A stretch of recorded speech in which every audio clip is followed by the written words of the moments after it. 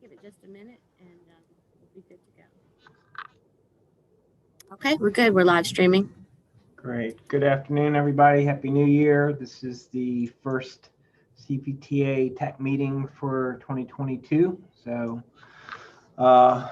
welcome everybody for joining. We will now do roll call, certification of a quorum. Janice.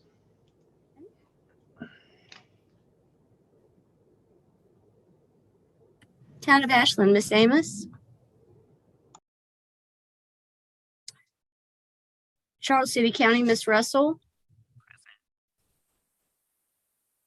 She is with us, but has not maybe moved over yet. Present. Can you hear me? Yes, I can hear you now. Okay, thank you. Thank you. Chesterfield County, Miss Smith. Here. Miss Walker. Here.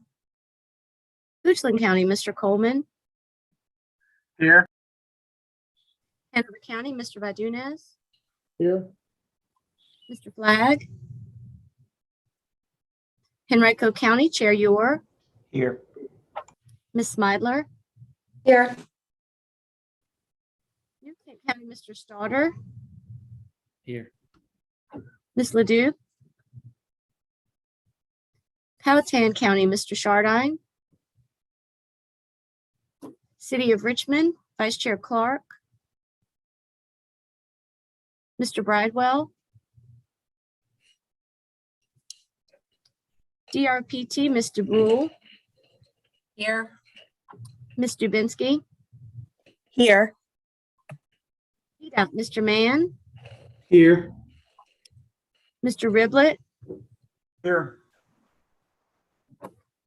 Do we have Miss McAdory today? I don't believe we do. Virginia Port Authority, Miss Nelson.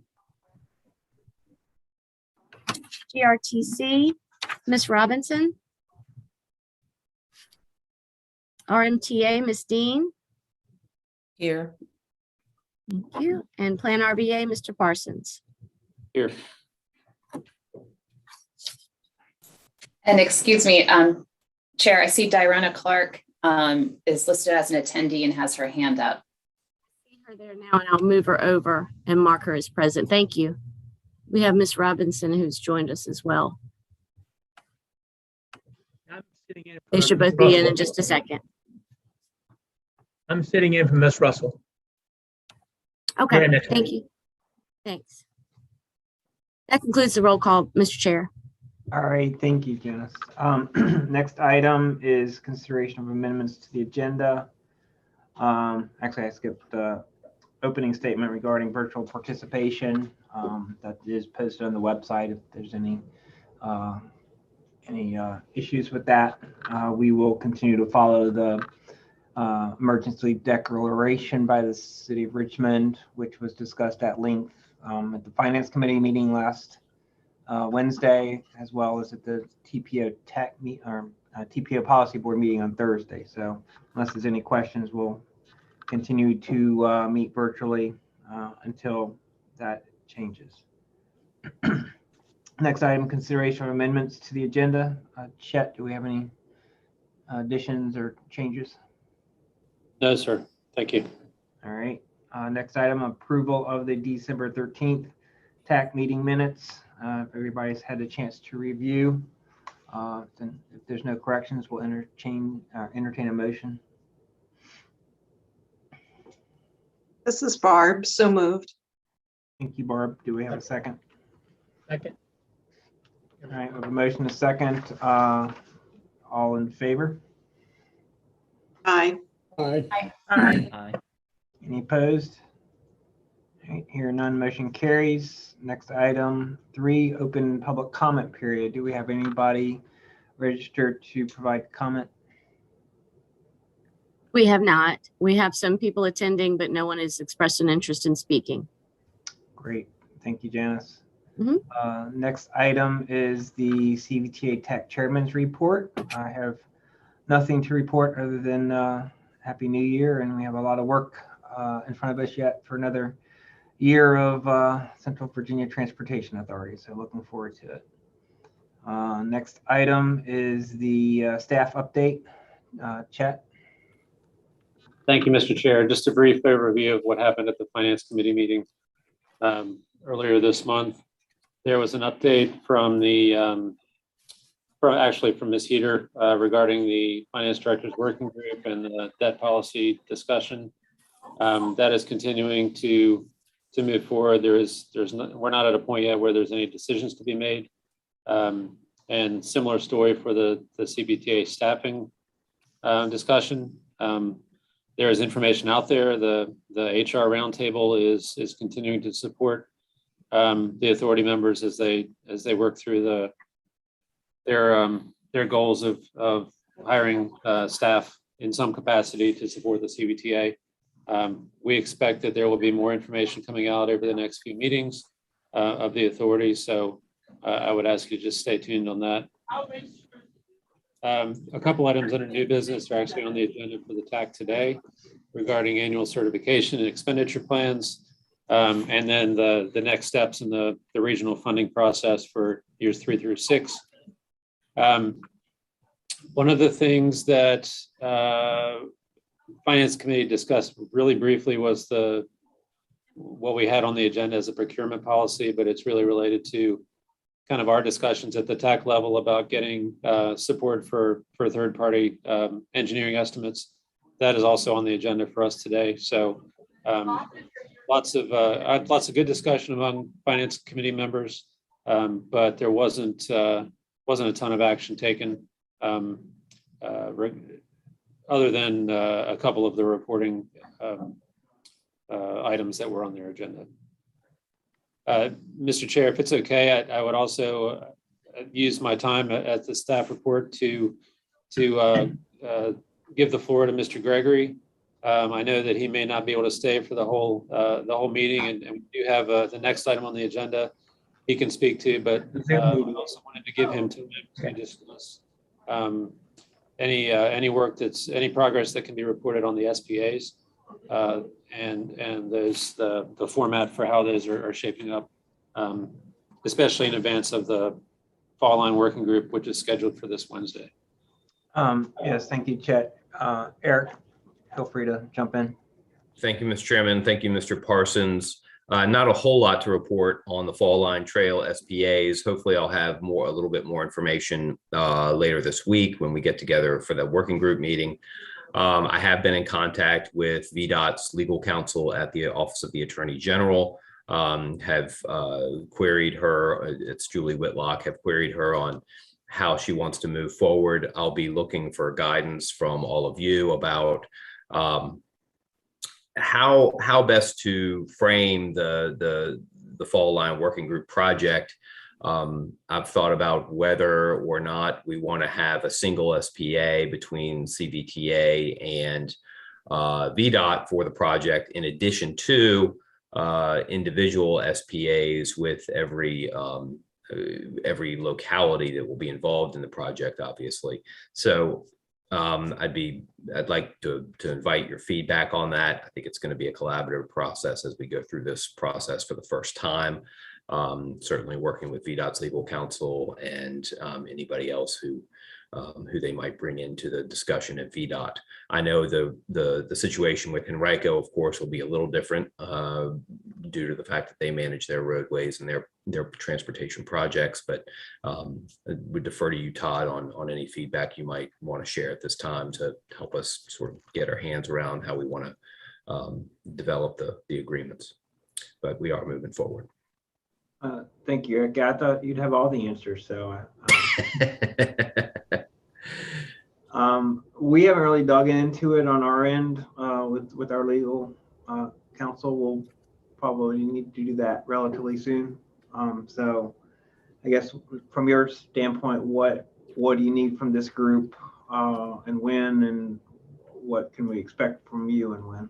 I would like for you to correspond or be in touch with your local legal counsel about the SPA, share with them the draft SPA that we have that's attached to the MOU as an exhibit. Of course, that's what we're going to be starting off with naturally. So share that with them, engage with them, get it on the radar, and start to get an idea from them about how they want to proceed. I think we want to I think the project is probably moving along, faster than we realize. And I think we want to make sure those agreements are in place sooner rather than later. So hopefully, I know the General Assembly is coming up. And I know there's funding decisions being made by the General Assembly. So want to show some progress on that. That might help to spur that as well. Okay, great. Thank you, Barb. You have your hand raised. Yeah, I just wanted to suggest that, even though the fall line might be the first project that we need this agreement for, we should try to draft it so it's generic for any locality administering a regionally funded CVTA project. Yeah, I think that would be good to make sure we consider that and create something on a tandem track for those purposes. And of course, the locality members that are not part of the Fall Line Trail will have their projects that are funded as part of that understanding has been developed. So we'll need to work with them directly on their own SPAs and their own projects that are going to be regionally funded as well. So that will help with that, I think, Barb. Yeah, I mean, it should be a standard project agreement that works for any project in any locality. Well, that's what we have. The SPA is part of the MOU with VDOT as an exhibit. That's the SPA that will every project with VDOT will be based on that. But then I think we should probably use that as a just sort of cut and paste that to use between the CVTA and the member jurisdictions. So there's going to be multiple layers of agreements. We want to make sure they're consistent, and the best way to start out that process is to not try to reinvent the wheel, in my view. So for clarification on that, Eric, if let's say one of the rural jurisdictions is getting allocation for one of the projects that's that was identified I guess in December at the full authority meeting, assuming VDOT will administer that project in their district. So does the existing SPA that was previously looked at going to be sufficient for that, or does there need to be another SPA between the CVTA and the locality based on the fact that the funding is to them? Good question. I don't know if I have the right answer for that yet. What I would suggest, so that we don't have competing agreements all floating around and potential inconsistencies, what I'd suggest we consider is having a tripartite agreement for those types of projects between VDOT, assuming they're the administrator of the project, which I believe in most cases they will be, VDOT, CVTA, and the jurisdiction, the local jurisdiction. So you just have basically one SPA between all three entities, so that everybody's on the same page and working from the same agreement. I think that would work, but again, this thing is a work in progress, so I'm open to your local legal counsel's guidance, VDOT's legal counsel, their guidance, how they would like to do things. So that makes sense to me. But if anybody has any other ideas, please speak up. I think I need to go back through and read the one we have before I can even ask the right questions of our legal counsel, which I'll be happy to do. Chad, if I could ask a favor, if you could send out the previous effort to this group, so everybody has it in front of them as a reminder that we need to work on that. Sure. Yes, I can do that. I don't know that we need to set a hard deadline at this point. To y'all's point, to Eric's point, I think this is all happening faster than maybe we originally envisioned, which is, I guess, a good problem to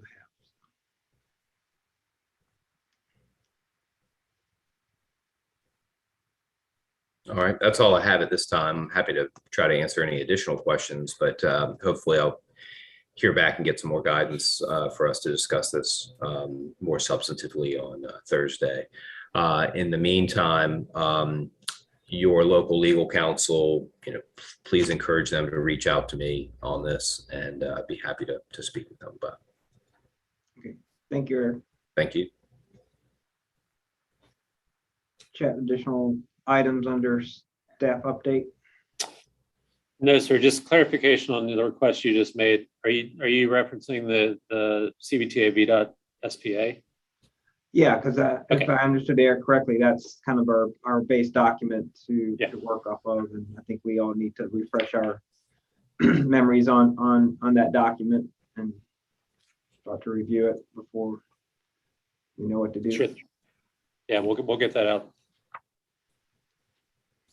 Okay, if there's no other questions on that item, we'll move on to item 6, the FY21 annual certification and FY23 expenditure plans and review of the GRTC and locally reporting requirements, establishment of tentative submission deadlines.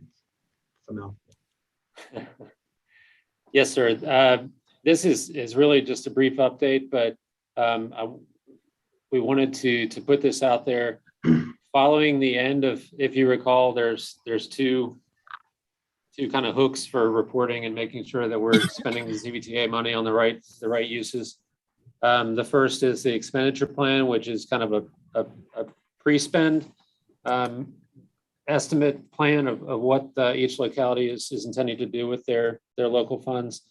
And then the back end is the annual certification. We have not gotten that annual certification report together yet for FY21. And staff was late in putting out a formal request to you, but we need to get that wrapped up and I guess recorded, for lack of a better word, as soon as possible.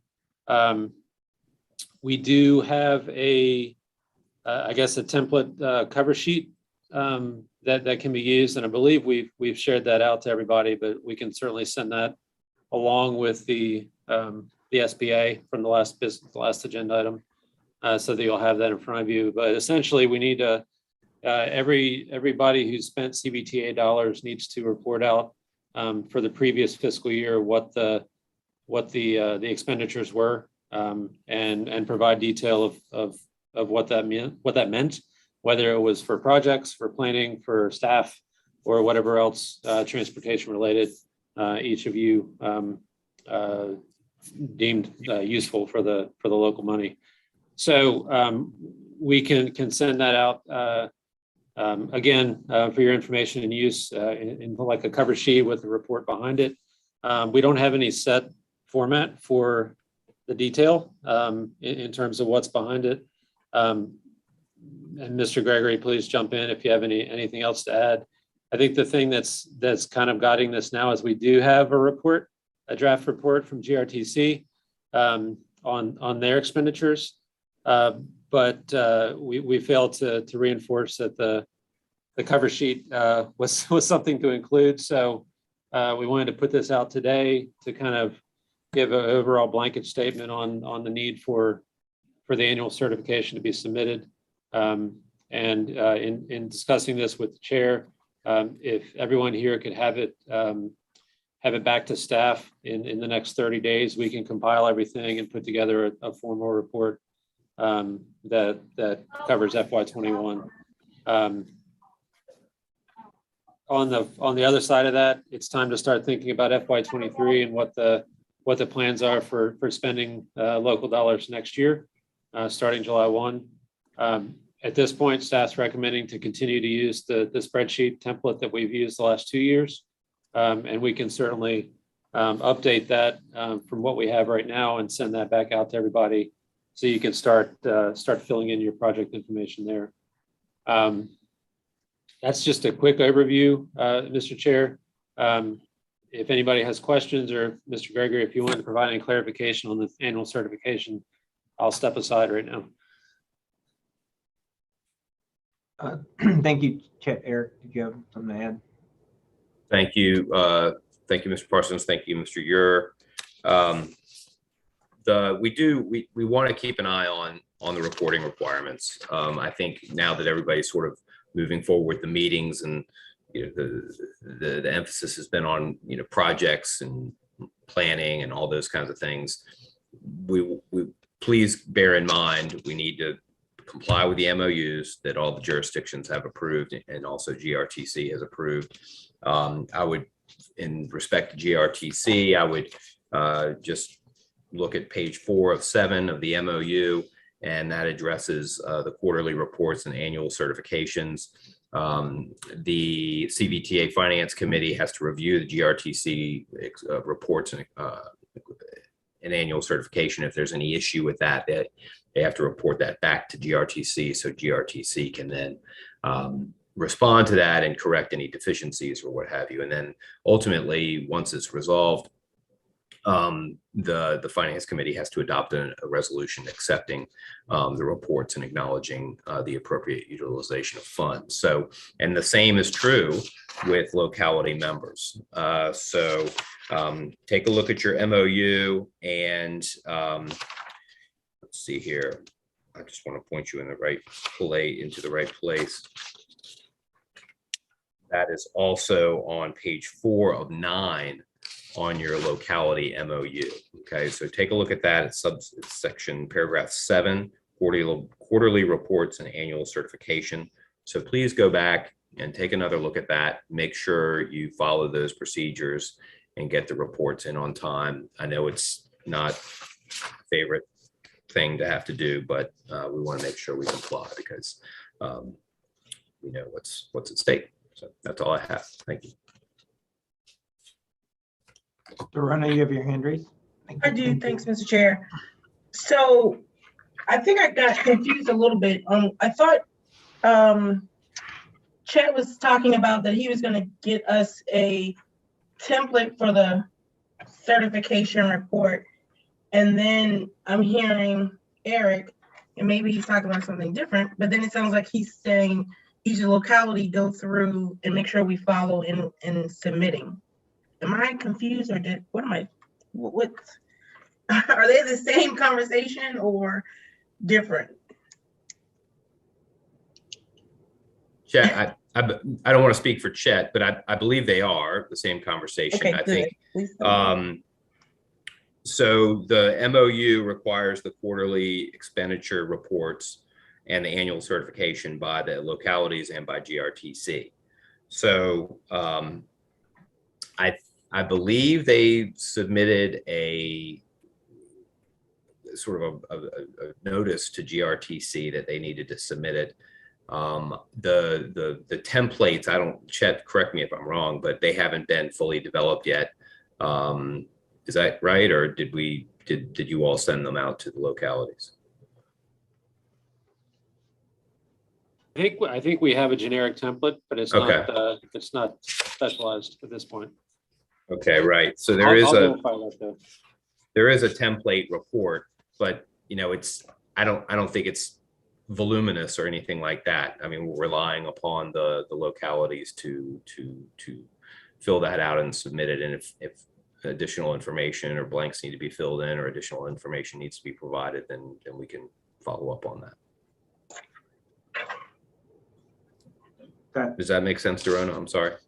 Yeah, and it may be that I'm assuming this group, we had already, I guess, approved the template, and I just don't have it in front of me. Or we worked on something, I thought, early on, because we were looking for consistency in reporting. That's right.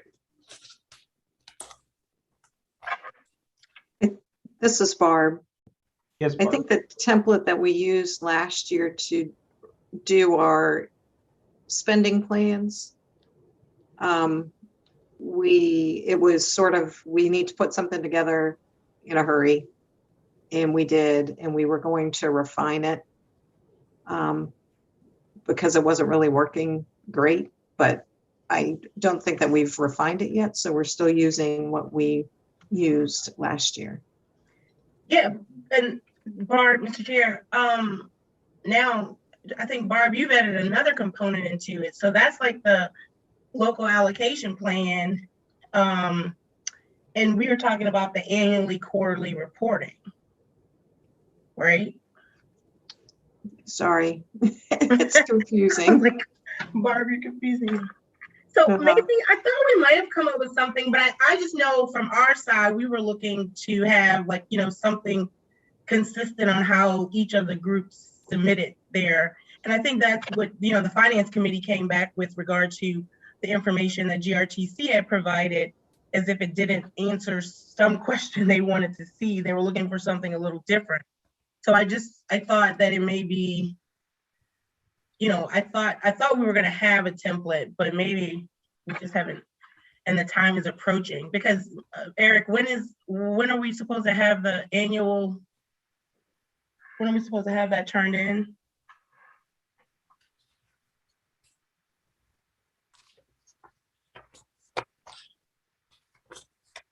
I think while Eric's looking for that, I just add that I think I don't have my fingers on it right now, but I'm pretty sure we had a one-page essentially cover sheet for the annual certification.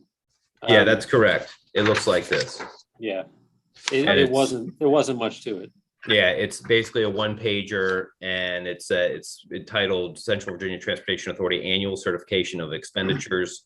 And then it provides, the statement that the member jurisdiction has complied fully, et cetera, with the references to the appropriate code sections. And then it provides a place for the chief elected officer or the CAO to sign down at the bottom. So that's what we're using, or what we have been using, I believe. Okay, good. Yeah, so I thought we had that one. So Mhm. that'll be fine with the annually, and then the quarterly. What's supposed to be in the quarterly? I'm sorry. Let me look at my quarterly.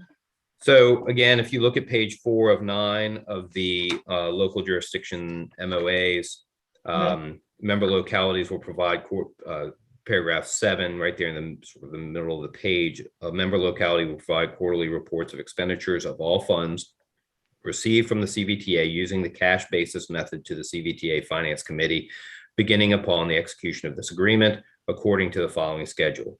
So the submission dates for those quarterly certification reports are November 1, February 1, May 1, and August 1. Then the annual report certification is due on or before August 1st of each year. Okay, so that's going to coincide with the final quarterly report, because there was a desire at that time to make, to accomplish that, to make sure they were on the same deadline. And the annual report shall demonstrate that member localities use the CVTA fund distributions or revenues in compliance with applicable law and in accordance with the CVTA requirements. So whatever, in addition to the cover sheet, whatever the member jurisdiction or GRTC in that case wishes to submit to show compliance, to demonstrate compliance, that would be appreciated. If the CVTA wants to, if the reports come in and they're somehow less than what was desired, then we'll need to have conversations about putting further requirements on what needs to be submitted or what those expectations are. Okay. And just for clarification, we're talking about certification for FY 21, which ended July 1 of last year, correct? Yes, sir. That's correct. So while the target was August, we, for many reasons, I guess, missed that. So we're now trying to button that up as quickly as possible. Yes, please. Okay. So as Chet mentioned, I spoke earlier about this, and recognizing that every locality has different processes and procedures. I can't speak for everybody, but I felt 30 days was probably a reasonably generous, but manageable timeline for everyone. If anybody thinks that's going to be an issue, please speak now.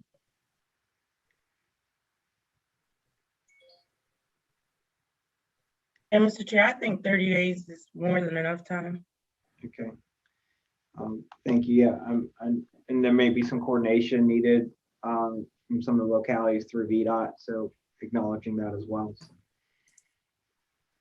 And then another point of clarification, Chet, let's say there's a locality that did not expend any of their local funds for FY21, they still need to submit something, a certification basically stating that that money was not spent.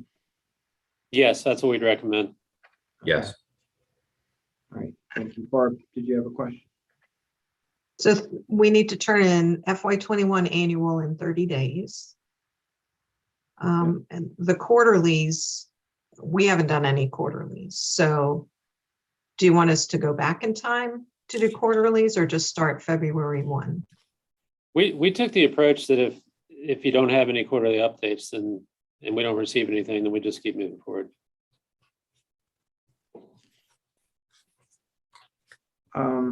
My impression was the quarterly updates were just for the allocation plan. Eric, can you? So you're not looking no, I for a think there's a quarterly difference. report of expenditures. No. You just want to know if we've I don't- well- changed our spending plan and yeah, go ahead. Yeah, Amy. it's the difference. Yeah, so again, let's look back at the MOA. So paragraph 7 says a member locality will provide quarterly reports of expenditures of all funds received from the CVTA using the cash basis method. So if there's no, I think what Chet I think is describing is if there are no expenditures, then there's nothing to report. So they're taking a more relaxed view. You could say that even if there aren't any expenditures, they need to report on that. But if there are no expenditures, I could certainly see why reports necessary. But if there are expenditures of funds, they need to be reported upon. So do you want me to go back and do one for November and then do the one for February for FY22 since we haven't done any? I believe that would be wise. Yeah, I don't want to put the CVTA in a spot where it has to answer the questions. So I would appreciate the member jurisdictions doing their best to comply with the reporting requirements. Thank you. I agree with Eric. I know, at least from our standpoint, we're tracking all of that internally, so it's not that big of an effort to put it in whatever form we need to submit. Yes, thank you, Todd. And I think that the best thing to do is to train ourselves to just make it part of the routine, and work with. I know it's one more report that our finance staffs have to generate and submit, and that's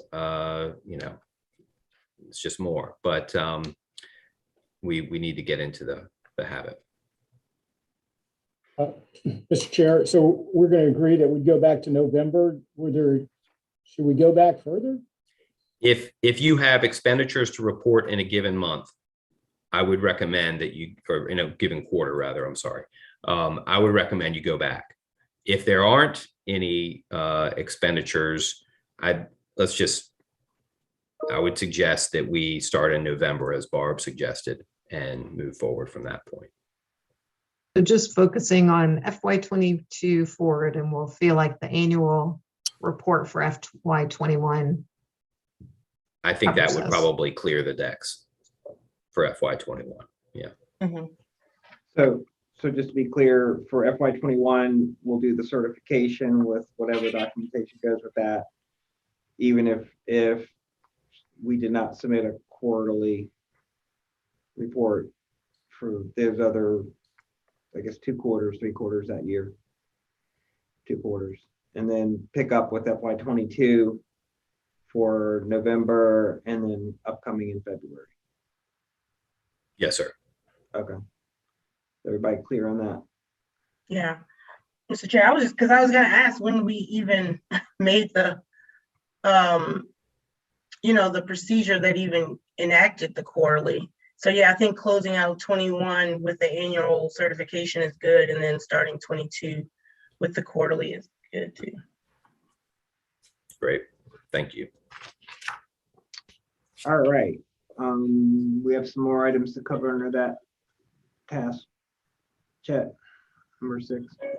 Yes, sir. I think that covers it. If we're set on the 30-day turnaround, I think staff will put together an email to everybody summarizing this item and include the attachments that would be helpful for everybody, including the existing CVTA VDOT SPA, the template certification cover sheet, a zeroed out allocation plan for FY23 so that everybody could start filling in projects, and then the request for quarterly reports back to the beginning of FY22. And we'll ask for a 30-day turnaround for most of this. That sounds correct, and that will be most appreciated. Okay. So thank you for everybody's input on that. So that would move us on, unless there's any other questions or comments, move us on to item 7, regional project prioritization. Yes, thank you.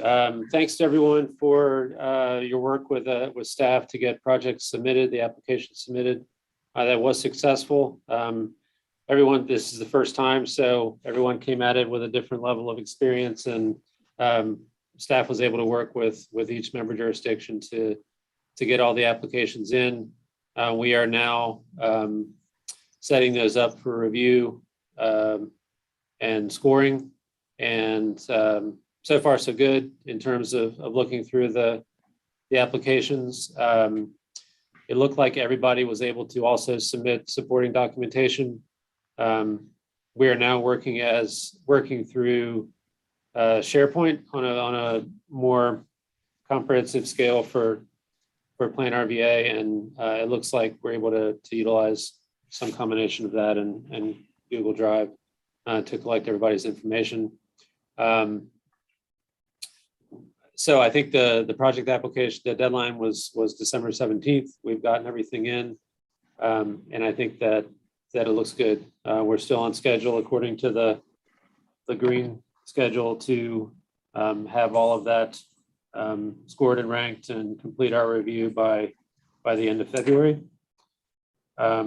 So stay tuned on that, and we'll provide updates as we move forward over the next few weeks to see if there's any other information needed or if there's anything to report out to the TAC.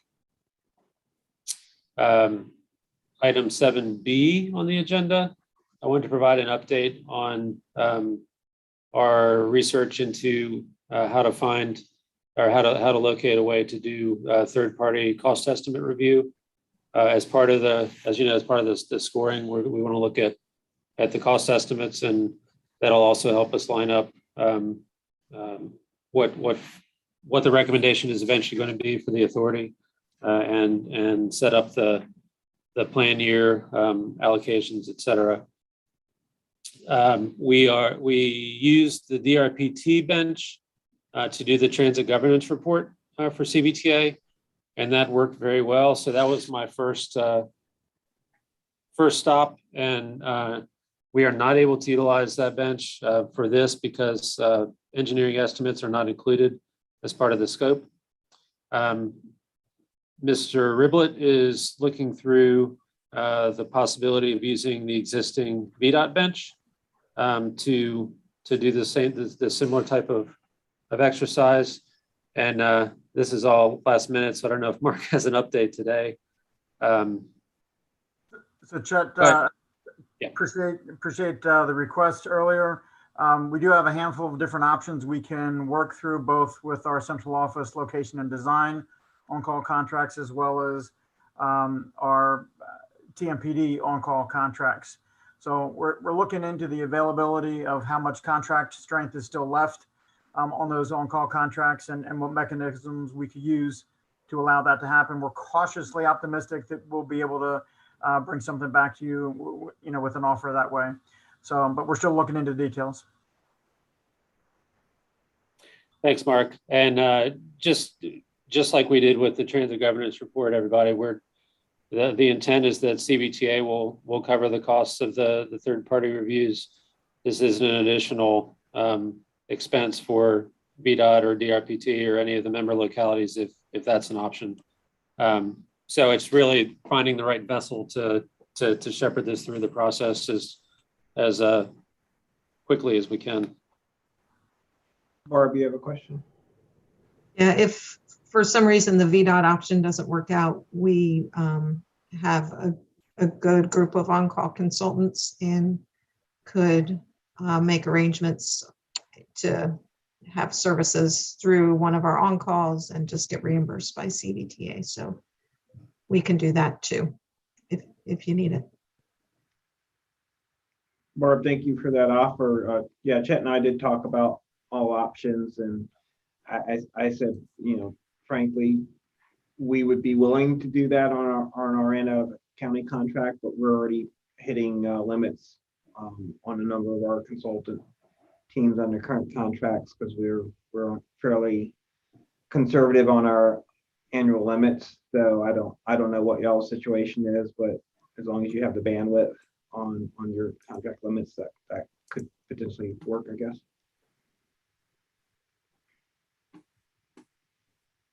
Okay, Chet. So yeah, I guess, Mr. Chair, so for 7B, we'll wait and see what the options are with VDOT, and then I can report back to everybody and we can figure out a way forward. I think we still have some time as we start scoring the projects to work this in, but obviously we're on a smart scale schedule now, and we want to make sure that we have all that information back in a pretty timely manner. Yeah, so unless somebody in this group has any issues with either approach, it sounds like the first option is to see if VDOT can accommodate, and if Mark can confirm that, then proceed with that contract approach. If not, then potentially through a locality contract, which Barb has graciously volunteered. So unless anybody would have an issue with that approach, that would be our, I guess, plan B. I guess the only other point I'd add is if members have any strong feelings about when we need to have the estimates completed, that might help with a decision. Obviously, we've got March for pre-apps for Smart Scale, and that's kind of the timeline we wanted to have the scoring done. What does our schedule say? Well, the estimates are part of that scoring and review process. So it was March 1st was what we don't have a whole lot more detail in the schedule than that at this point. Yeah, we had an earlier schedule that had said that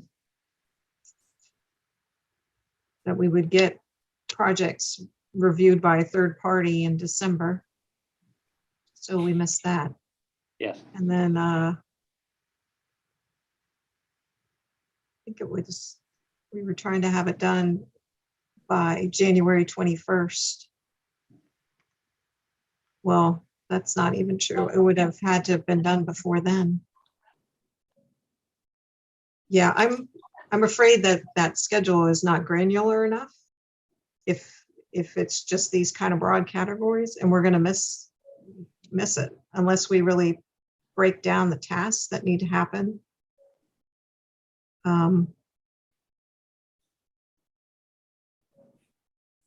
We should be getting the estimates reviewed sooner rather than later.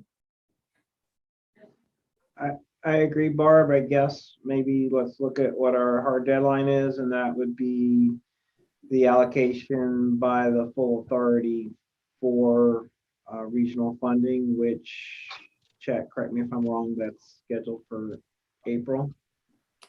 That's correct. So We were working looking back, to have a public hearing at the March meeting, but we'll be looking at April now.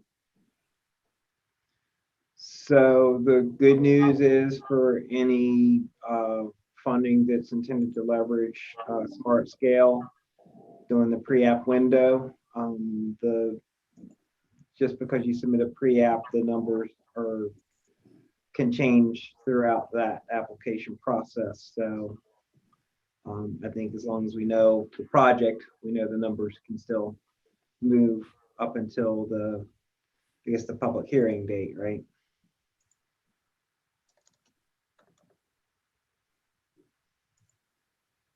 Not that I'm saying that we have plenty of time. I'm saying that maybe it's not quite as dire as it may seem on the surface.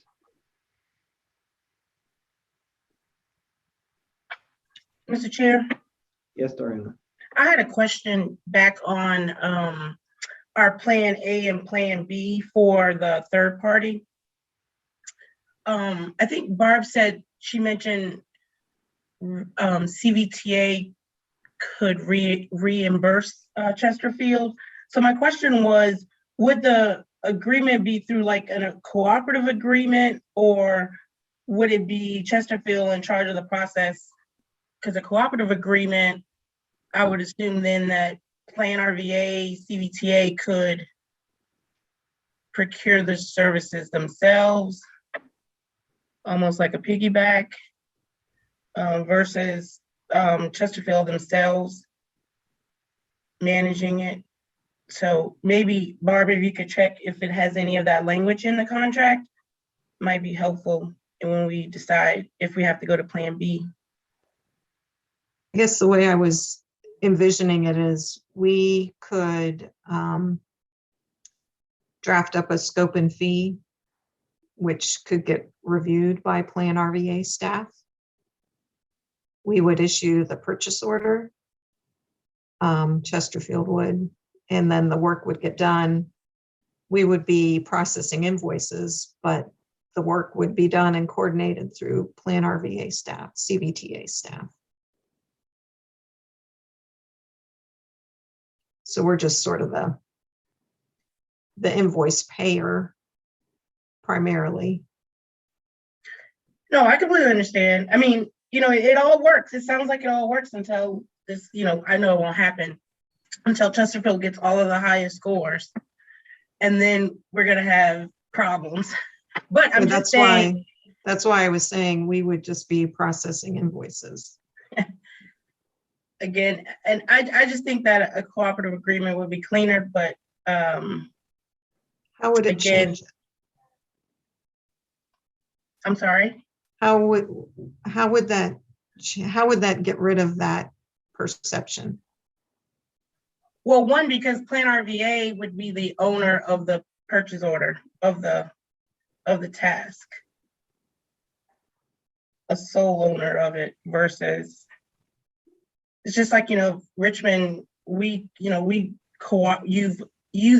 cooperative agreements with Chesterfield contracts all the time. And we don't have to invoice through, you don't have to invoice for us.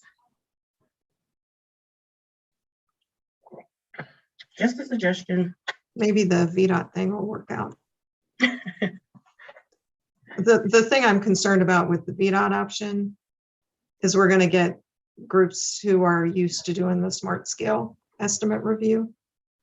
And, I guess if it's consistent with 50% contingency on all the projects, then it's consistent. But, we've all had some issues with smart scale estimate reviews. Barb, I appreciate that concern. I would think that could be spelled out in the scope, and probably and Chad, I don't know where you are in developing the scope for this task order. Maybe not very far since you don't know the mechanism, but maybe it'd be a good time to start that if you haven't already, and certainly could distribute the scope language to this group for review and input. To Barb's point, maybe that can be addressed up front, especially if it's the VDOT on calls. And the reality is, it's many of the same firms are on VDOT contract as they are on the locality contract. So I don't know that that's a big issue there. It's really just setting the setting the boundaries and the expectations and the specifics of the task order.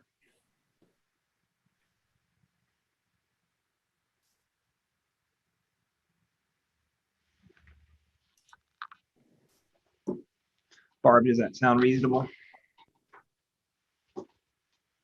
Yep, that sounds fine.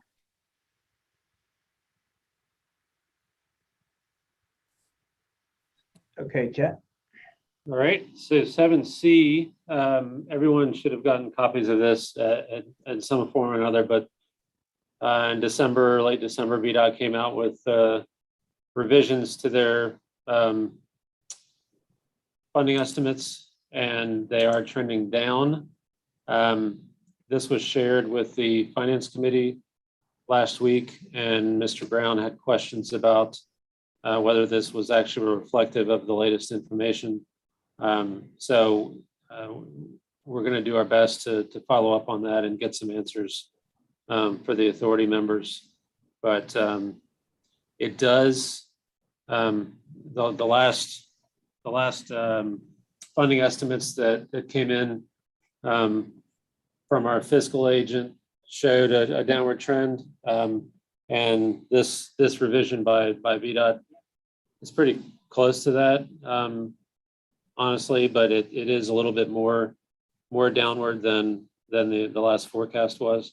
But anyway, this was, I don't think, a surprise to a lot of people that the revenue estimates were decreasing from the December 2020 forecast.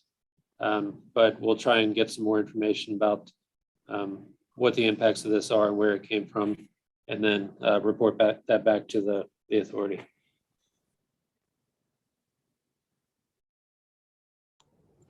Thank you. Any questions on that? All right, next item is schedule refinement. Yes, so we are expecting that the January and March authority meetings are going to be canceled because we know we've had issues at the staff level, and I think many of you have experienced the same thing where we just don't have the turnaround time to reflect the actions of the TAC and the Finance Committee and sufficiently put that back in front of the authority so that they can make an informed decision on any recommendations that are made. The calendar just has not allowed for sufficient review time once the recommendations are put in place. So we've been mulling this over. If we eliminated the January and the March meetings, the time to put some things out there is broadened, and I think we don't see an impact to necessary decisions that would slow anything down in terms of the regional funding allocations or staffing decisions or anything else that's coming up this spring for the authority to make. We've been in consultation with the chair as well as the chairs of both committees, and I think that everyone is supportive, and we're just I think trying to dot all our I's and cross our T's to make sure that we're not missing anything as we move forward. So I don't have anything official yet, but we expect it to probably happen this week because it's going to impact the next authority meeting. And obviously, agenda packets and recommendations will need to go out for that if we're still going to have that in January.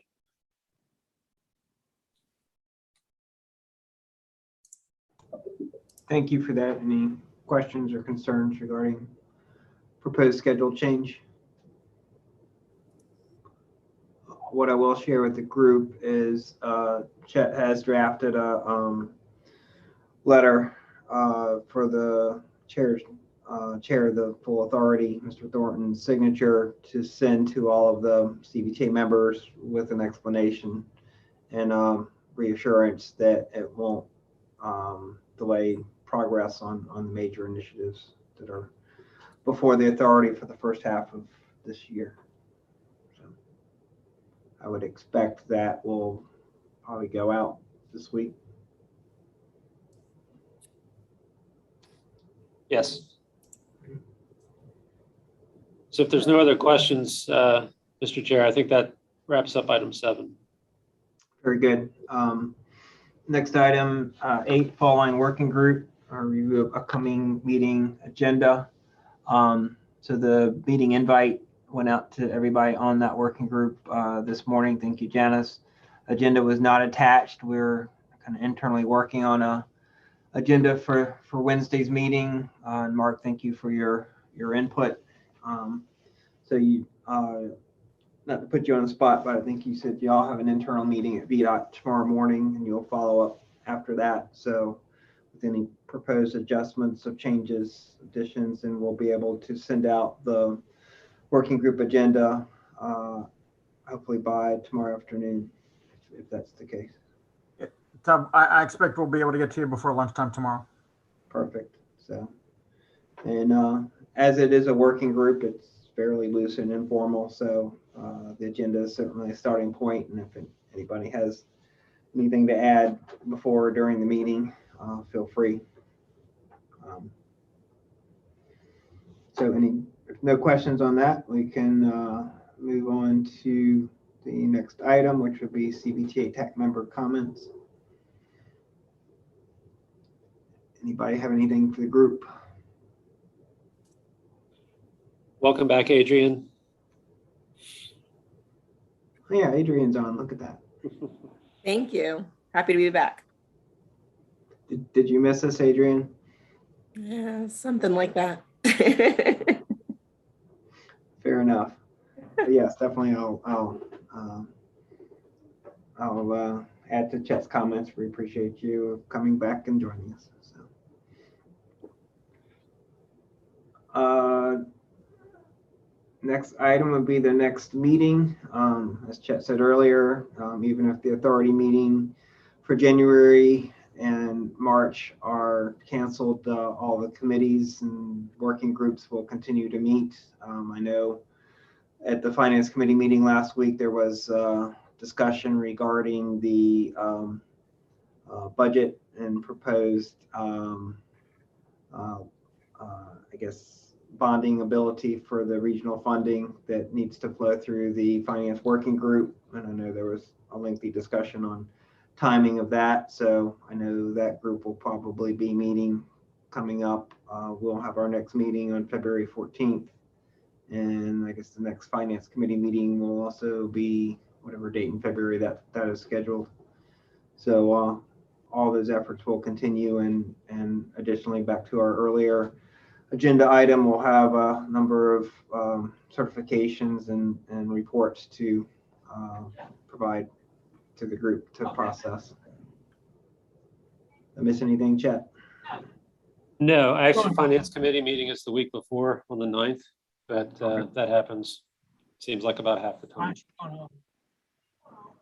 Yeah, What she said. I'm not sure how that worked out that way, but it's so be it. So if no one has anything else, we are in a position to adjourn just under 1 hour. All right, hearing nothing else, thank you, everybody. Have a great rest of your day. Thanks. Bye. Goodbye.